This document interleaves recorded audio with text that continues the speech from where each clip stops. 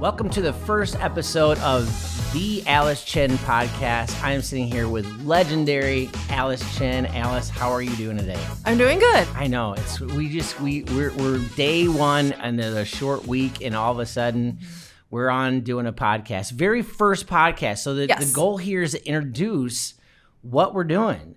After 20 years, you're actually coming up on your 20-year anniversary, aren't you? I just celebrated it on Friday, actually. Oh my gosh, Congratulations. Thank you. Did it seem like it went by fast? It did and it didn't, all at the same time, yes. Awesome. Well, we're going to unpack 20 years of your legendary accomplishments of being Alice Chen and the Alice Chen team and what you've done. I think we were just talking about this as well as just getting in the rawness of real estate. Absolutely. Yes. It's going to be amazing. So we're going to start. Excited. Yeah. So the three questions that we want to start out with is just why are we doing this? What are we going to be talking about? And then who are we targeting as far as the message? So let's start with the why. The why. Yeah. So I've thought about doing a podcast for a while. And then I didn't really know specifically what kind of content would be desired and what people were looking for. And then the last, I would say, year has been pretty vital to my personal growth, not even business-wise. I've lost a lot of people in my life that I considered mentors. They're no longer with us. And it kind of made me rethink about my purpose, more or less, what I'm trying to achieve here.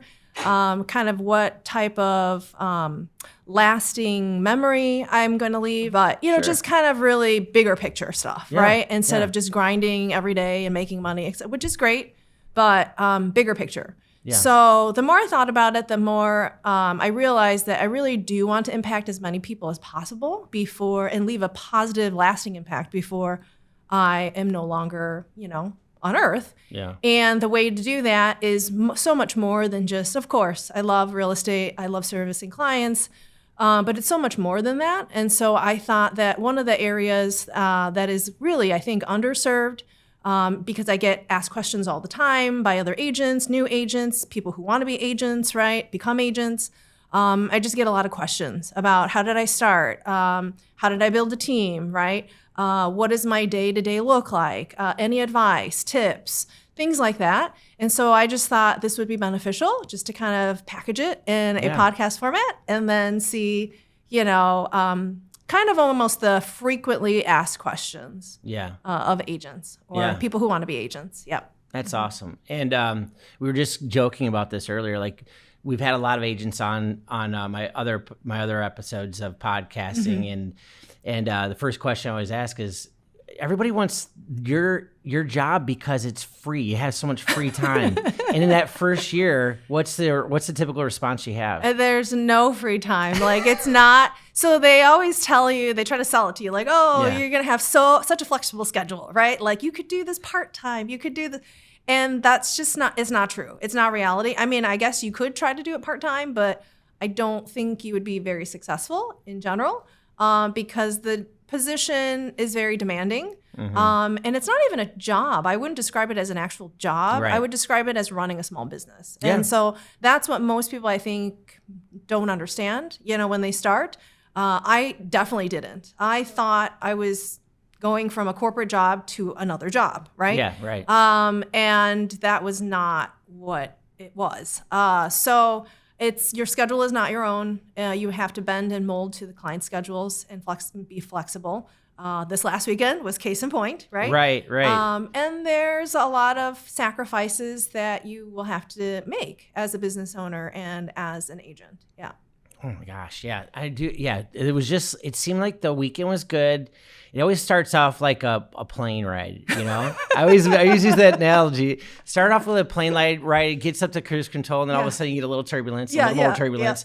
And that's when the deals are starting to happen and everybody needs you. At 10 o'clock last night, I was writing 2 2 emails out just on figures at 11 o'clock at night. And Yeah, I believe it. That's just the nature of our business. That's just the industry. Yep. So absolutely. yeah, and I think you nailed it. Like the one thing that you mentioned was just the word, and the word legacy comes to mind. Mm-hmm. So you're leaving a legacy by showing off what you've done in the last 20 years, and just not even just the great part about it, but the rawness that we're going to be talking about. Yeah, the good and the bad. Yep. Yeah. Mm-hmm. What message are you wanting to, like, when you think about a message to maybe somebody starting out, or even somebody that's feeling a little bit of burned out in this industry? Because there's a lot of people right now that are just burned out. Sure. And yeah. what type of message would you want to portray on this podcast? I would just say I would want them to kind of reflect on why they started to begin with, right? And what their underlying reason is, what their why is, right? And then see if that is still resonating with them, or if maybe something has changed. Because I'm a firm believer that one of the main reasons that this business has worked out for me is because I've always checked in with myself as far as, okay, is this still, one, what you love doing? Mm-hmm. Do you still have a passion for it, right? And then do you still wake up every day with a love for real estate, okay? If the answer is no, that's a big problem. We got a big issue, okay? Yeah. Number 2 is then, why are you doing it still, right? It's more than just about the money, like I said. It's more than just, because I'm a hard worker and I'm just going to get up every day and grind it out, right? The why for me now, it has changed over the years, but it's, again, to impact as many people as possible, to positively affect. Yeah. And so servicing clients to the highest of my ability, that's part of that, but it's only part of that. It doesn't define all of me, if that makes sense. Yeah. And so as long as those two, I can still answer those 2 questions to myself and they align with what I'm doing, then I figure I'm doing pretty good. Yeah. That's great. So getting into a little bit of rawness. Yes. Has there ever been a time that you woke up and said, I don't love real estate? No. Oh, wow. Okay. Yes. So I've always said I love real estate. Now, if you asked me a slightly different question, Bill, and if you had said, was there ever a time in your 20 years that you thought genuinely you wouldn't make it, or you wanted to throw in the towel, I would have said yes. Okay. There's probably been 2 to 3 times. 2 to 3 times. Yeah, in 20 years. Can you talk about one of those times? Yes. So the first time would have been in 2016. And I didn't really know what I was doing. Okay. It's surprising to hear because I had already been in the business about 11 years. Yeah. Okay. And so it was the first time where I was really trying to build my team. And so I had hired a buyer agent very fast in succession. Then I hired an inside sales agent. And then very fast, rapidly after that, I hired a new admin and the new operations manager. So it was basically boom, boom, boom, boom. Okay. Yeah. And again, remember what I just said. I had no idea what I was doing. Yeah. Okay. Yeah. So I was just adding people just to add people because I was too busy to handle everything, but I didn't vet them. I didn't really properly train them. I mean, it was just a disaster from the start. And so I just kind of buried my head in the actual work and the clients. And unfortunately, the business kind of slowed down, right? And kind of took a dip because I didn't properly train the agents that I had just hired, right? And so cash flow was very scary. It was very, very scary. Wow, and it got to a point where I was like, I may have to fold. I may have to close everything up. And so what I ended up doing is I had to let 2 out of the 4 people go. Like just immediately because I didn't have the cash flow.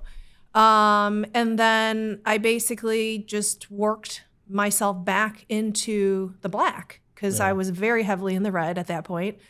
And I remember saying to my husband, I was like, I don't know if I'm going to get myself out of this, And because at that point, if you can think about it, imagine it 10, 11 years into the business, you've built a pretty big book of business. However, your expenses and your monthly knot and everything is just sometimes can be overwhelming. Right. And if you don't have the constant, consistent flow coming in, the bills are still there. Yeah. Right? Yeah.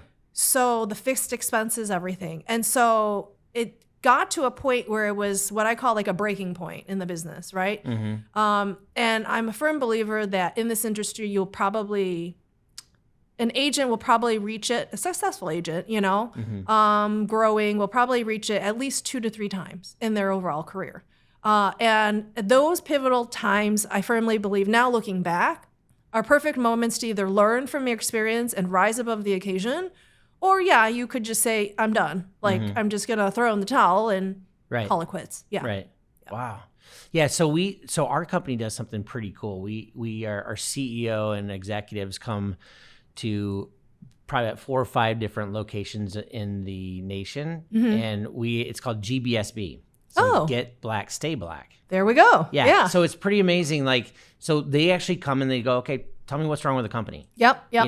So just hearing that, I'm like, oh, okay, there's another person that's actually, adhering to that. Oh, and for sure. There's a fine line where like, they're not gonna pay for space if the production's not there. Correct. Or put your money where your mouth is, and then we'll talk. Correct. That's the other thing. So yes, that's pretty interesting to hear. So it's funny because I'm kind of in that world right now where I'm building a team, and to hear that, I'm like, I hear that from my executives. Okay, be careful. Be careful. Very slow. Yeah. You might have heard the statement, fire fast, right? But hire slow, right? Yeah. Also during that time, it was a huge awakening for me. So I'm kind of ashamed to say it, but I majored in finance. So you would think that like, hey, Alice, like, sure, didn't you see this coming? Like, you were in the business for like 11 years.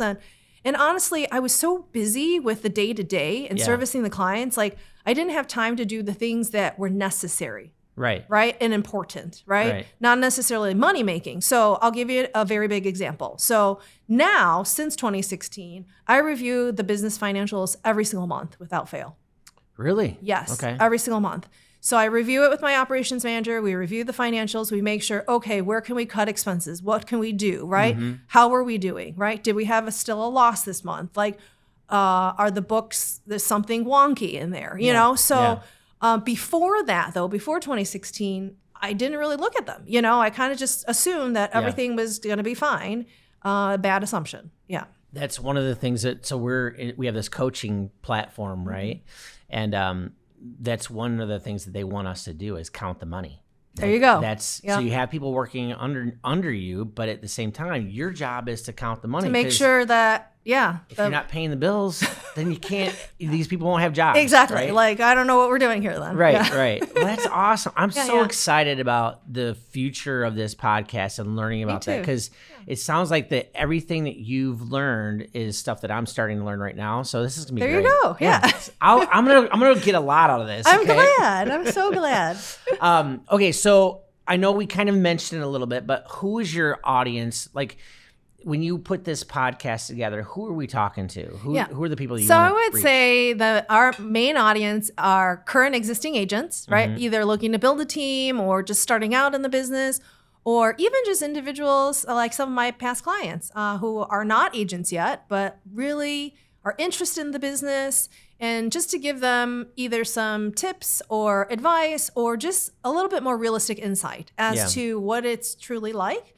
And maybe they'll still decide to enter into the business, but maybe they won't, but basically, just kind of a real life talk. Yeah, and I like where we're at right now. There's a lot of people out there that I've had a lot of conversations of just having hope, like wanting to get somebody that's been in the business, has success, and actually had the real pains that they've gone through, to give a little bit of hope too, because I think there's a lot of people that are just hurting right now. They're just really down. Yeah. I mean, I agree. We had, in 2021, we had 410,000 loan officers in the industry. Wow. And just 90,000 renewed their license. So we don't know where that's going to be at the end of the year, but that's how many people in our industry have fallen off. That's like less than a quarter. I know. It's crazy. Yeah. It's crazy. So, and I think, and I'm talking to a lot of agents who are like, I don't want to do this anymore. People that have been in the business for 30 years. Wow. I had one in particular that said she was a good, successful agent, but she never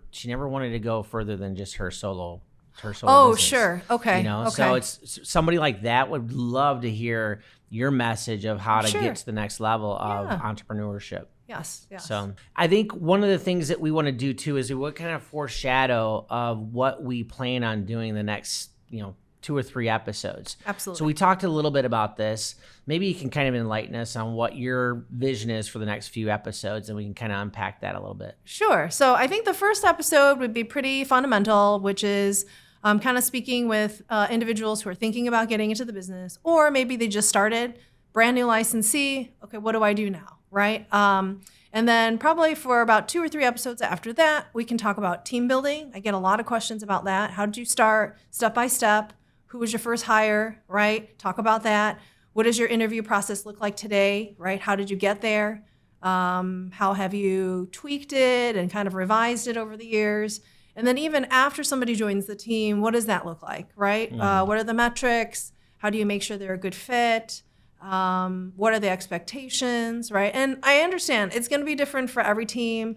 It's going to be different for every team lead because there's different manager styles. There's different, team cultures, even completely different team cultures.